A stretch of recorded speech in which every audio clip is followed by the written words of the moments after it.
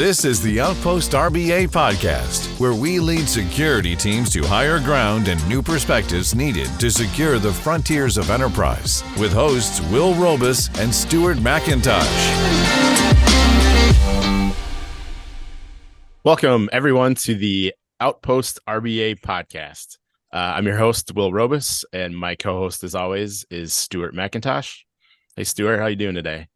Good. And with us today, we have a special guest, Haylee Mills, who's hailed as the RBA queen from Splunk. Hey, Haylee. Oh, hello, my loyal subjects. So good to see you. So glad we could get time with you. So today we are fresh off of Splunks.conf. This is a Tuesday when we're recording, and Conf wrapped up last Thursday. So today we're going to kind of give you the rundown of .conf from what we saw, from the conversations we had. The great talks will be coming out hopefully by the time this gets published. But so that's the agenda today. Yeah, sounds good. It was a good one this year. Yeah, I think we'll have a lot to talk about in a short period of time. So we'll make the kind of announcements brief today. As always, we like to give a shout out and a call out to the RBA community. The web presence for that is at rba.community. It is a very active and growing group. I think we've seen, we must have had 20, 30 signups in the last week or two with the .conf activity. We did host a in-person happy hour at .conf on Monday, kind of as a kickoff for the week, which was really awesome. We had almost 200 people come to that. So that was super exciting and great to see the interest. And it was just great to see people in person and kind of connect these emails and Splunk or Slack handles to the persons. So again, you can check it out at rba.community. Step one is to sign up for the Slack community, which is sort of the online presence where we have Haylee is very active, Stuart's very active. Matt Snyder, who we'll talk about a little bit later from VMware, is active. So all of the ES and RBA super talent hangs out in that Slack and is very active in responding to questions and comments. So, and you can find that again at the rba.community page. And that's where you also find out about our monthly meetups. They are WebEx meetups.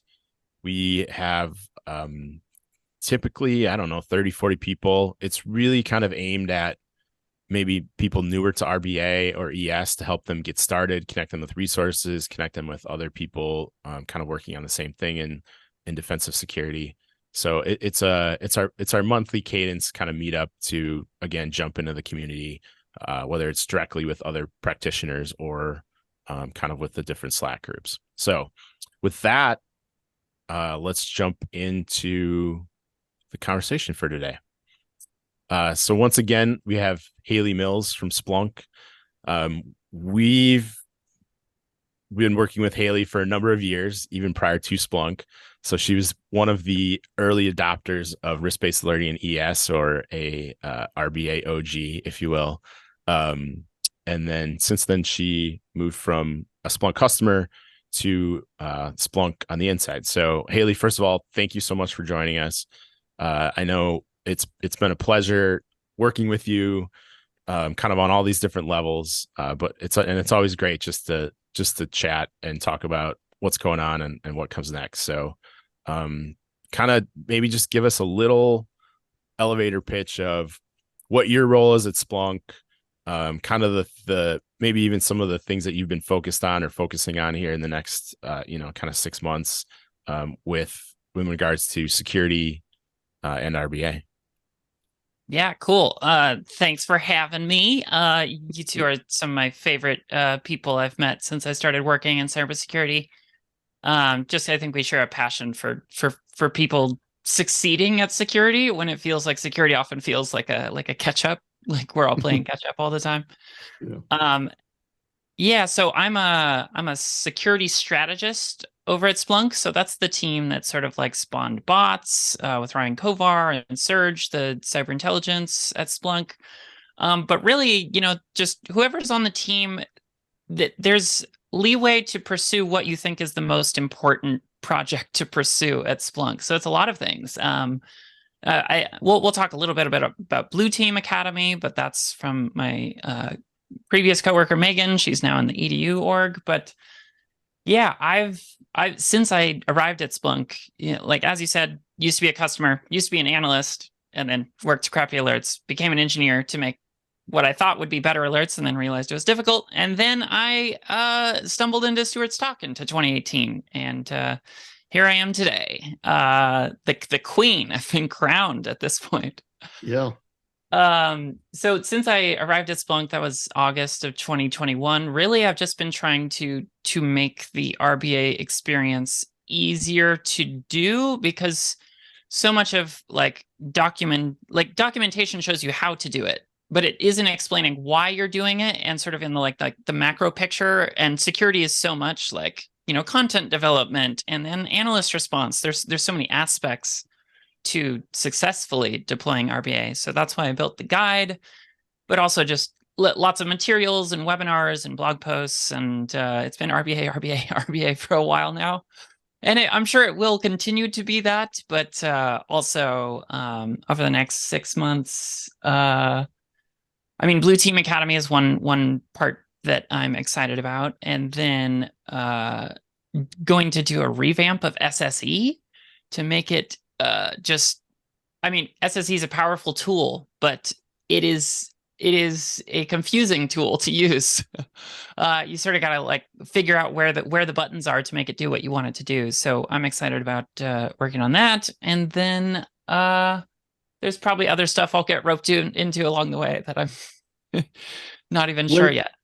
When you joined the group, it felt like you were definitely an advocate for RBA, but maybe one of a handful that were kind of speaking to that message. Does it feel like internally it has been heard and a little more adopted, a little more accepted, a little more of a team effort on it? Yeah, there was definitely people within Splunk, like Jim Apker did a lot of work to sort of evangelize within the organization, because it really takes some sort of emotional intelligence and understanding of how to get what you would like to see. Even if you know it's a good thing, how do you convince other people it's a good thing and that it would help them? And I think Jim and many others sort of pushed that forward before I arrived. And now I feel like we're starting to get people that have either been customers and they've already had that success. So they come in and they're excited and they know that it's what they want to do and what they want to work on and what they want to push forward. And then we've had so many SEs and CSEs who have worked with it now enough times, and people in PS and so on. They've worked with it enough times and seen the transformation that I think it's building its own sort of groundswell within the organization as well. Yeah, that's great. And we saw in the product keynote for Splunk, which includes all of the kind of Splunk pieces. So they featured, for the security piece, they featured Matt Snyder, who again is a member of the Slack group and very active, and definitely one of the early adopters of RBA as well.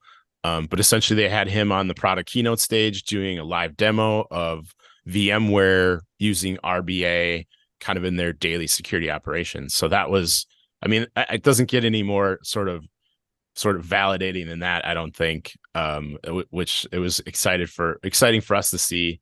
Especially, we didn't really realize that he just kind of popped on the big stage and spread the gospel of RBA. He didn't mention that to me either. It was just I sort of heard it through the grapevine. And here he's such a humble guy, and I'm sure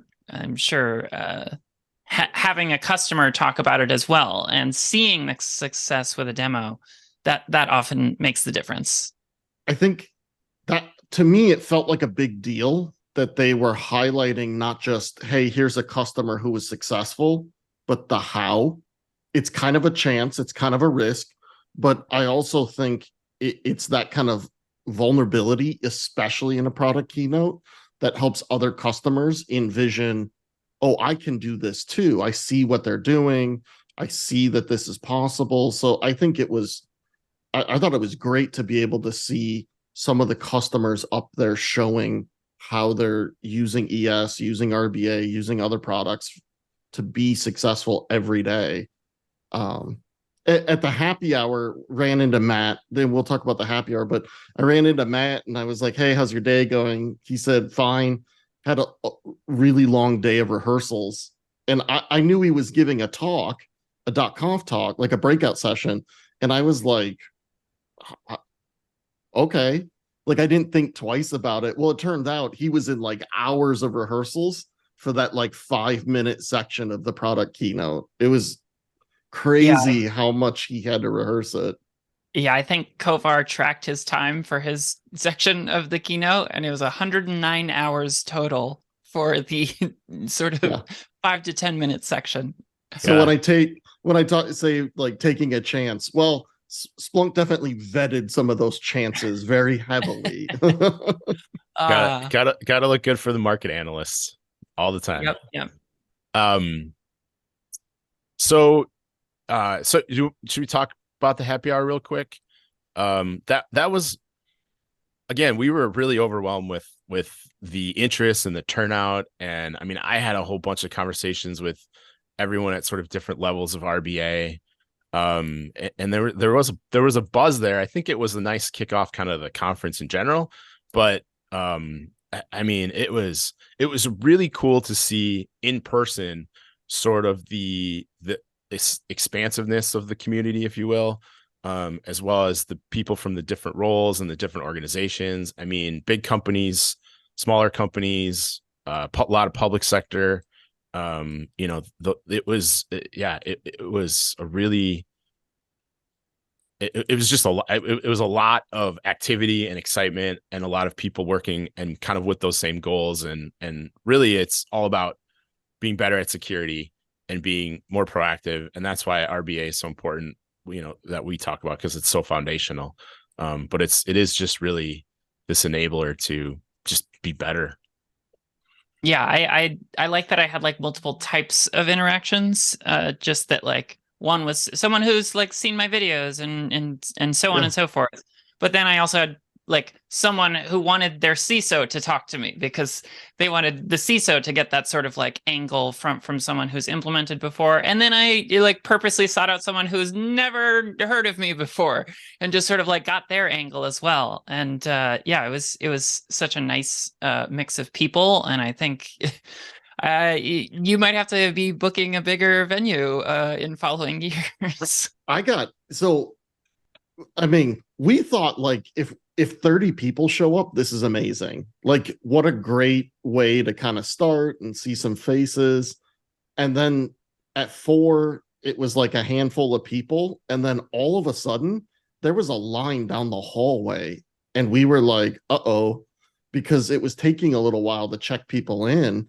And so then they just started flying through the line. And it was crazy how many people showed up. And one of the things that we noticed that happened was someone who knew about it would bring other people they ran into at the conference, either coworkers or friends or customers. Like we had some that were consultant groups that were bringing their customers in because they wanted them to hear some of what was going on. And it was just crazy. It was just like, okay, let's go. But what was great was seeing faces that throughout the next couple days, it was like, oh, hey, it's great to run into you. And this poor woman who we met at the happy hour, I think Will and I ran into her 8 or 9 times over the next couple days. Just everywhere we just, oh, hey, it's good to see you again. It was just like, we all knew we were at the right talks when we would come across each other, because everyone was just kind of following that kind of breadcrumb trail of security and how can we do more and what can we do. But it was just great kind of connecting with people. Yeah, I agree. But also tiring. I definitely needed to recover after this week. Yeah. Well, and so that was Monday afternoon. And then Haylee, you left there immediately and went to bots, because that's always a Monday night activity. Yeah. And when we first started Outpost, I was definitely a Splunk noob as well as a cybersecurity noob. And I did my first bots at Conf 2019, and it might have been the first time I touched Splunk. So I enjoyed it a lot. I learned a ton from it. I thought it was a really rich like introduction to defensive security, to Splunk as a platform, to the searchability and the application of that sort of Splunk data and visibility to the job that analysts do on a daily basis, the questions that they have to answer, to ask and answer through kind of through this alerting life cycle. So I think I did it. We did it the next year after that. So we didn't participate this year because we were too busy schlepping the happy hour and stuff. But we did stop by, totally full room. I think probably over 500 participants. Yeah, we had to max it out at 500. Yeah. So I mean, it's, and I know it takes a ton of effort from Splunk.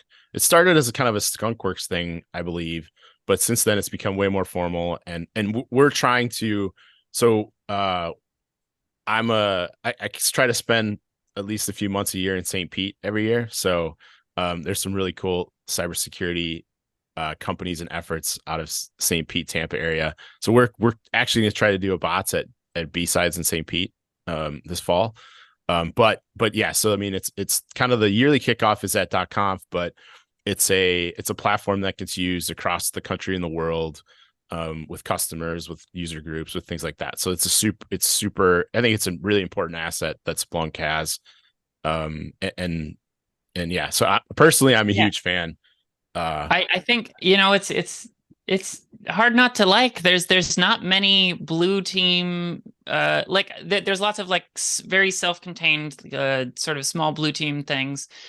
And I mean, I think it's less so about the product than it is about the experience. And like they've crafted it. This was bots 9, I think. So I mean, it's had a lot of iterations to get where it is today. And we have sort of, if you've gone before, you know that there's the ES scenario and the SOAR scenario are kind of just sort of like so that anyone could come into bots and sort of figure it out as like just with enough guidance to sort of get you through it. And then there's 3 scenarios that are like, good luck, because you're going to do security, which is bashing your head against a wall for an hour to find one thing, which is the job. Like that is what you do in the day-to-day as an analyst. And I love that point, which is don't just think that bots is a competition to win. So if you're not a threat analyst or doing that every day, that you shouldn't sign up. I mean, to kind of Will's story, it's worth it, even if you just want more exposure about these questions, or even for a frontline manager to do it and say, hey, let's experience what an analyst life is like for a few hours. It's really great, even if you don't aren't there for competition, but rather I want to learn. I want to feel that time pressure that an analyst feels, but not necessarily in a competitive sense where if I'm not top 10, I don't want to participate. It's not like that. There's so much value outside of that. There's it's not just there's the big bots where I think there are some people that competing who are there to win. Yeah. And, but people can ask their Splunk rep to get a local bots or like a team bots going, and there is definitely some competitiveness when you're competing against your coworkers who are sitting in the seats with you. We've seen them done kind of for regions, so it's like one company against another company, and we've definitely seen some rivalrous conflict in some of those. Sure. Yeah. Question on that, because you brought up ES and some of these other scenarios. So is RBA in some of these scenarios? Have you guys implemented RBA in some of these? So yeah, to some degree, it feels bad because we can't really set up RBA because RBA will give you all the answers and it won't make it hard. Like I remember, I think 2019 Conf, when I was participating in bots, and in the last 10 minutes, Jim was like, hey, let me show you something. And he had set up like a bots instance that had RBA set up, and it was like all the answers were right there. It just surfaced everything to the top. So when we were constructing the scenario, it's like it feels bad because I know I have to keep answers from myself, because that's the sort of walkthrough. Like, oh, here's RBA in the product, but it's not really RBA, because it's cheat codes for security, really. And that should be the new slogan for anyone looking to tell their CISO about RBA. It's the cheat code to security. Yeah. Yeah, I like that. Game Genie. So that's a good transition into so Haylee, you had two talks. One was with Megan Parsons on the Blue Team Academy that you mentioned, and the second one was with Stuart on threat objects. But kind of tell us a little bit about just kind of give us a elevator synopsis of your Blue Team Academy talk that you gave, which I thought was foundational and really, really excellent and clear. But it's one piece kind of a bigger vision that is a big initiative for you, as well as some of the security teams, upcoming here. So just give us a little, kind of what was your goal of the talk that you gave at .conf, and then what's coming down the pipeline around that. Yeah, so that talk was specifically around correlation and risk, which is a subsection of an entire section about just sort of like how does ES operationalize sort of like cybersecurity frameworks and so on and so forth to do detection and response. Because the whole course is like, when Megan was initially sort of like pitching ideas to our team, what we all noticed is that there's not really like a SOC analyst cert out there. Although it's funny, at this point, Google has just released one. It looks pretty good. And it's interesting to see the similarities of like what they covered and what we're going to cover. But when I was getting into the cybersecurity business, my friend was like, well, you got to get a Security Plus. And so I learned the Security Plus, and like, it's a lot of relevant information, but it did not prepare me for the life of an analyst. Like, what I needed to know to do the job was not in that. And, those resources weren't there 7-8 years ago. So we really crafted it to be like, well, what does an analyst do? How do you hunt? What is detection and response? What is the overall security org? How do you fit in? And then also, here's how Splunk does the things we just talked about. So that particular talk was sort of later on in the course about like how do you actually do this. And so eventually, one day, this will be like a set of videos that are free to watch, but then potentially labs free, potentially, don't know yet. And then it will ultimately have a cert that you take through like Pearson VUE. So that will cost something to get the actual cert, but the content will be mostly available. So our idea is just, lots of customers have analysts who could use this type of training. Like, they just took the Security Plus and got hired, and they weren't quite prepared for the analyst experience, or people looking to get into the industry. Like, we're just really excited to build it out. And Megan's incredible, and we've got a bunch of incredible people making content for it. And we get asked that all the time. So we'll do these engagements with customers, and they'll say, well, there's ES for admins and there's ES for users. What else is there? And it's like, hold on to that thought. There's something coming. Hold on to that. There's something because there's that gap of, instead of being a technology or product driven training, let's talk about a role or methodology or like accountability. Like, these are the types of responsibilities. Let's work through what that means and some expectations and some hows. Yep. So that's the future plot of the cyber defense curriculum is analyst, then engineer, then architect. Just because, role based makes a lot more sense than like product familiarity. If that makes sense. So that's a long-term project, but we're really excited about it. And I like that too, because when this comes out, we are going to redirect all of the engineers to take the analyst class, because some of them got placed in an engineering role without ever being an analyst. And so they just seem to throw it over the wall and say, well, they'll figure it out. And it's like, no, let's have you live in those footsteps for a little bit. And I know that's been important for you, which is when you progress through all these different kind of hats, it does make a difference. It does round out kind of the quality of your day-to-day work. Yeah, I mean, I think a lot of sort of our approach to engineering has been like, well, what does the analyst need? Because I was an analyst and I empathize with being one. So as an engineer, I'm thinking about what an analyst needs. And I still need to talk to analysts who are still doing analysis to get an idea, because I'm not in that position anymore, but I know that I can learn from them and be a better engineer. Yeah, the trainings that we do with customers, we've got a training specifically for the threat detection, how to write RBA rules and how to tune them. And then we have another one for essentially targeted at the analysts, how do you read these enriched RBA notables with all this extra context, and what's the thought process for kind of reviewing and initiating a response.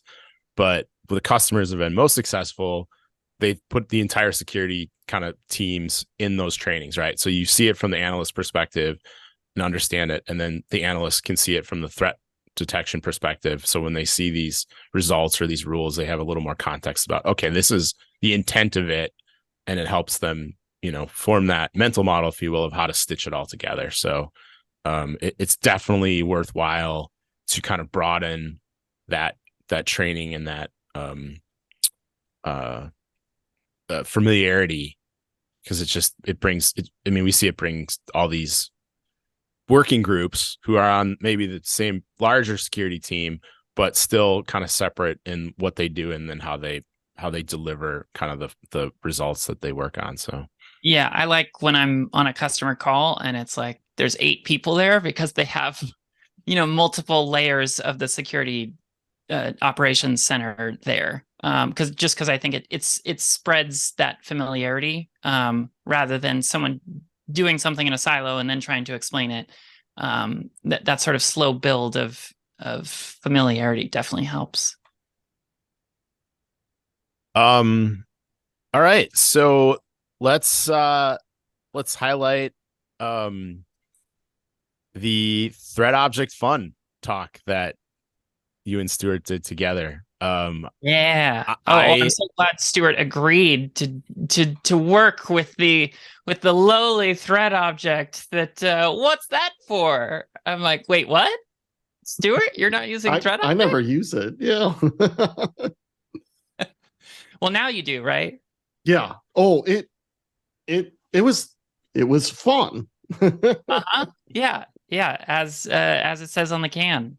Yeah, we're just sort of referencing that when me and Stuart were talking about talks, like I was like, I really think we should do a talk on threat. Like I was really about it, and I had to sort of just like show it to you to make sense of it, because we were using it as a customer, and it was like one of the most helpful. It just allowed us to do so much more. So I was really excited that you also got excited, because. And then building an app for people so that they can get started without sort of like they can just have data and throw in the app and start poking around. There were 2 things that stood out for me that I really enjoyed. One was our interaction building the app, because it helped me kind of see and get hands-on and really start working with it to envision, oh, you can do this, or now you can do this. So that's what built it for me. But then what was really fun was kind of our stories back and forth during the talk, and watching people kind of pick up on that and get excited as well. Like the nodding got a little more animated as time went on. Like you could see that in the beginning it was kind of a cold crowd, had to stretch them out a little bit.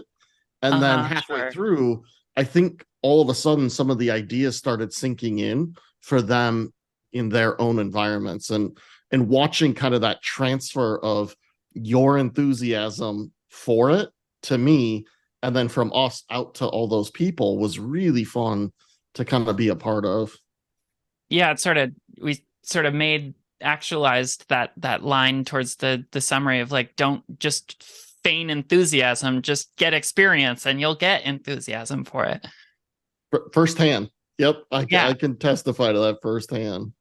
And I think it gave some structure to, like, I think people wanted to use it. And this is, I think, one of the reasons that it was great that you were kind of pushing for this.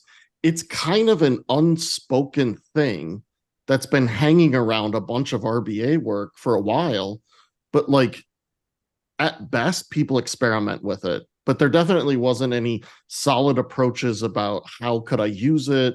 How do I set it up? What else could I use it for? And so I think it was great to put some potential structure around this being seen more often with other people. The thoughts I had in listening to the presentation, of course, knowing the background a little bit, probably more than other people do. I thought it was almost a real-time diary / dialogue of innovation. I mean, it started with this concept of threat objects. You went through your process of how you started to work with them. You rounded it out in some really concrete example, a lot of concrete examples that were just kind of come up naturally. I thought it was really relatable, and it was just very empowering from a, hey, so RBA is a great foundation, and it does wonders for kind of security operations and the business of security, and doing kind of these day-to-day jobs. But when you have that foundation in place, here's a whole nother layer of innovation and abstraction that's available.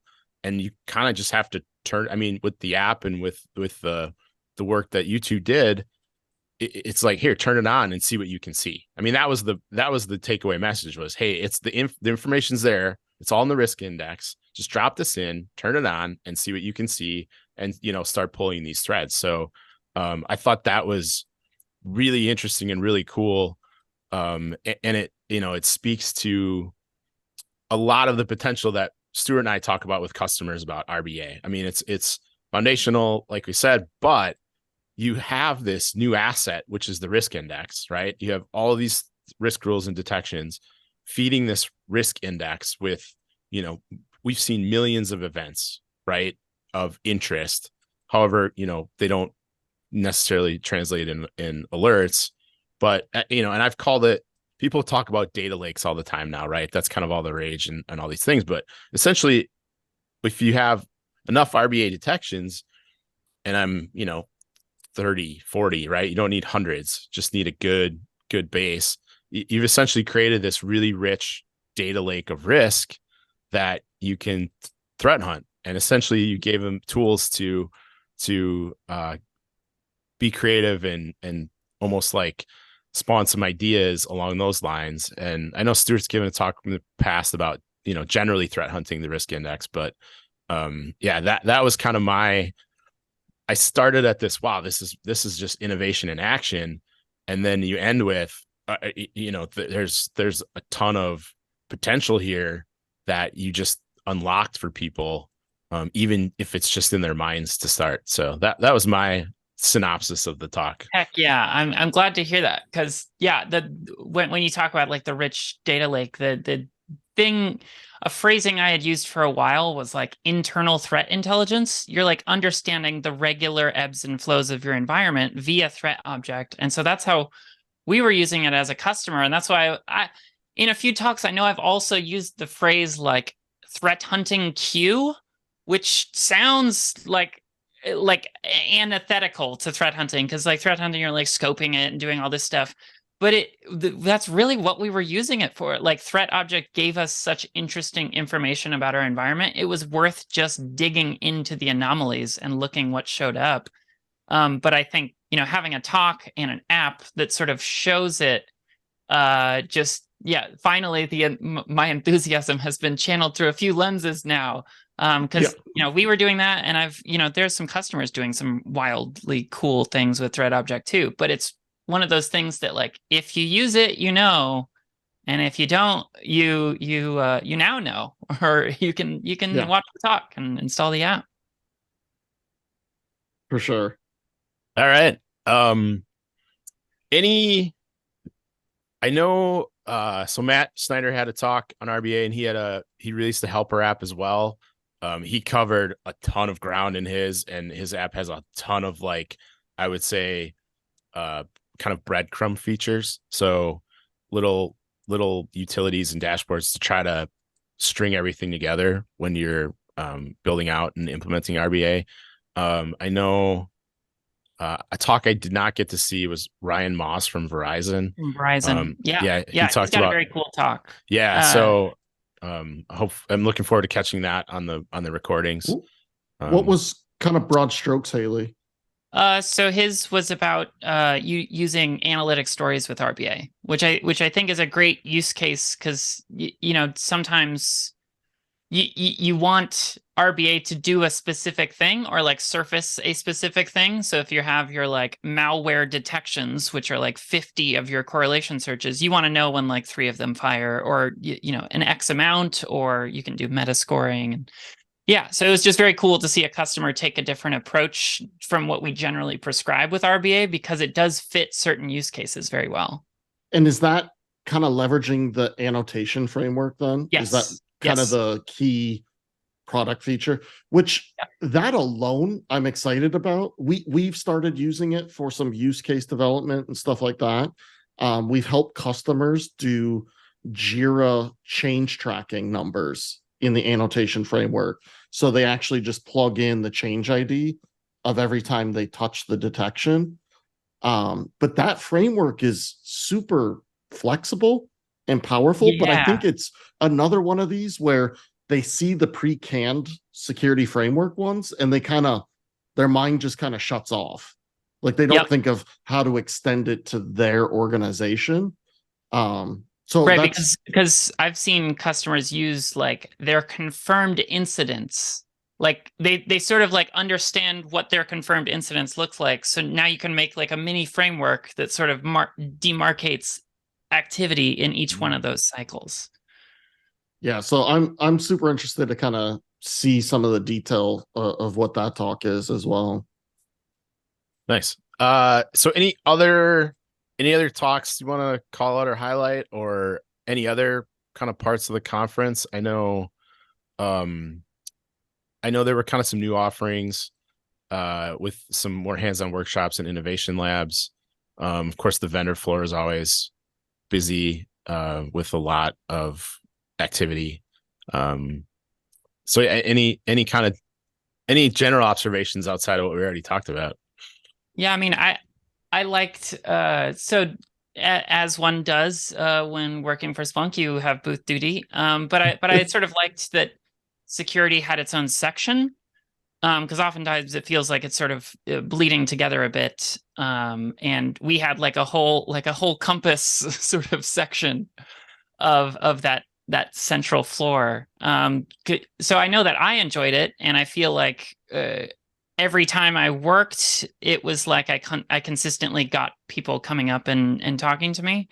And of course, I just want excuses to talk about RBA. So that was fun for me. But I heard good feedback around that as well.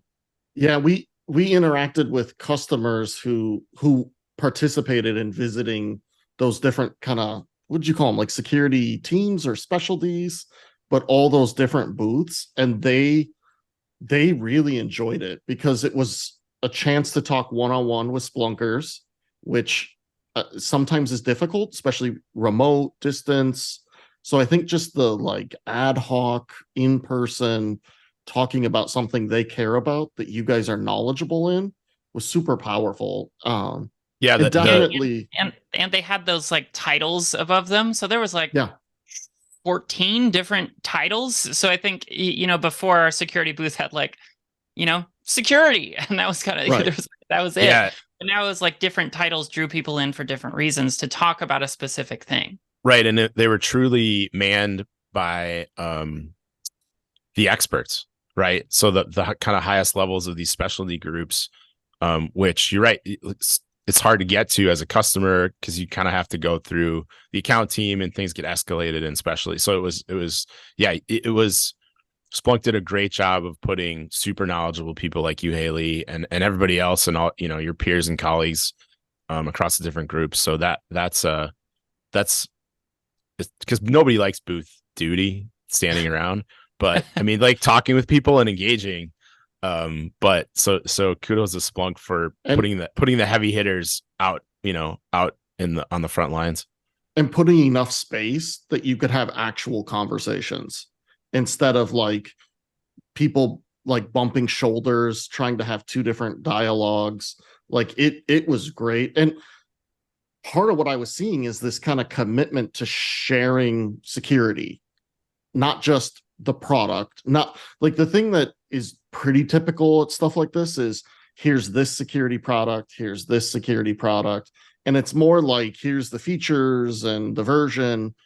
But instead, it was almost like here's how we're solving this type of problem. And it could be a mix of products, or it could be one, or it could just be an approach. And that those titles were kind of here's the problem statement that we're going to kind of highlight.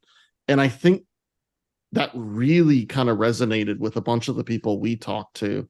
And it kind of spread into these hands-on workshops as well, that I think most were full, at least the security ones, because I heard people couldn't attend some of them. For around enterprise security, I think Marquise Montgomery did one with an ES hands-on. Mauricio and Bhavin did one on threat detection writing. And I think those were, I know they're a big time commitment at a conference because I think some of them were 2 to 4 hours, but I mean, it definitely left something memorable for customers to, again, have those interactions and hands-on. Yeah, I mean, that's always the big differential. We also had a Blue Team Academy workshop on Thursday, and that went really well, even though, you know, we're aiming it towards like total newbies, like that's what we're creating the content for. But even people who weren't total newbies appreciated the sort of like they realized what we were doing and why we were doing it, and they were happy to be a part of it, which was really cool. And I think that's what felt fresh this year to me, was it became knowledge sharing and kind of like relationship building as opposed to selling. Like it felt very collaborative, very like, and I mean, Splunk's not a small company, and the user base is not a small user base. So to get that vibe from that large of a conference is really, it felt special. It felt like, I think we're lucky to have a lot of really cool people. So yeah, I'm so happy to hear that. Yeah, it was great. I can't wait for it. And they moved it next year, so hopefully it's not 120 degrees. Wait, where did they move it? I don't even know. No. It's beginning of June as opposed to the middle of July. Oh, okay. That is better. Sorry. They moved the time. Yeah. Yeah, cool. I'm looking forward to it. All right. I think we went through my my punch list of call outs and prompts and highlights and prompts. But yeah, I mean, it's for those that have been either this year or previous years, it's a marathon. It's a marathon for everybody, attendees, partners, Splunkers. But it's an amazing opportunity to connect, to learn, to kind of even just get excited about what's coming down the pipes. So one fun, because I want one funny story, Haylee, from .conf that you can actually tell on air. My funny story is I went to the restroom, I came out, and someone stopped me by name, and I had no idea who they were. And then they introduced themselves as someone who I worked with online. I just never saw them on video even. And they said, I heard your voice and I remember it from the calls. So that's how I knew it was you. And I was like, oh, okay. I guess that's the world we live in now. Is I remember your voice on a Zoom call, so I'm going to introduce myself. That's hilarious. I don't know if I have a funny. I know I laughed a bunch because it was just fun hanging out with people. The thing that flooded to my mind was just karaoke with coworkers. There was like one of those private karaoke style rooms, in the Palazzo. And it's just fun to sing with coworkers. And I'm all about karaoke, but getting the people who are a little nervous, but then they get into it, that was probably my most fun memory. And you guys are pretty remote, so it has to be nice to have physical time around each other. Yeah, and everyone's cracking down on travel and like trying to keep costs down. So it has been rare to get those moments. So yeah, just getting to spend time with people in person that you work with is a pleasure. Will? Man, I don't know if I have a funny story. It's just there's so many interactions and it was all business. Well, it's no just, fun. No, we had a lot of fun. But yeah, I mean, it's good to be in the casino. It's good to see people and have drinks and run into them So some of those, I don't know if I have on-air stories, but I don't even off-air stories. But I don't know if I have anything good. Which usually I have at least something with. So I'm at a loss. It felt like a mini city where every day you just kept running into neighbors. Like, oh, hey, how are you? Yeah. Very familiar feeling by the second and third day. Yeah. Well, I mean, yeah, I try, I come with a list of at least 10 or 15 things or people to talk to. And I joke to Stuart, I'm like, it's great because 80% of my job gets done by just walking around and running into people, well, even walking in out of lunch, like run into people. So that's why I enjoy it. And now, I have a pile of post-comp follow-ups and work to do. But yeah, it's always, and for us, it's the only conference that we do. Since we're super focused on Splunk and ES and RBA. So I'm grateful for that because I don't 3 trips to Vegas or 2 or 3 weeks in Vegas a year. I'm going to DEF CON in 2 weeks. Yep, so yeah, another round. Yeah, I see everyone planning for it. So good luck with that, Haylee. Yeah, thank you. I'm planning to have rest when I return. Yeah, good for you. Well, this was great. Really appreciate kind of your thoughts and views and insight on kind of that Conf experience and where things are headed. So thank you. Thank you for making the time. Yeah, thanks for having me. I mean, it's always good to see you too. And I'm glad we can share our enthusiasm with people who will, if they're not already enthused about RBA, they will be. They will be. Excellent. That is a perfect closing point. So once again, thanks Haylee for joining us. Thanks for hanging out at .conf last week. Really appreciate everything. And we're excited, Splunk partners, and we're excited for Splunk and Splunkers as well, because I think it's going to be a big, big year for customer success and security. So with that, we'll thanks again for listening and tuning in. Obviously, you can check Outpost out at our website, www.outpost-security.com. Again, I mentioned the Slack channel and the RBA community. Stuart and I are pretty active on LinkedIn. Is that a good way to connect with you, Haylee, or what you? At least it's reach out to me on LinkedIn. Yeah. Or on Slack. Yep. Join this. I was going to say the Slack community is probably the best because that's where everyone is the most active. So with that, again, we appreciate you tuning in, and we will talk to you soon. Bye, friends. Thanks for listening to the Outpost RBA podcast.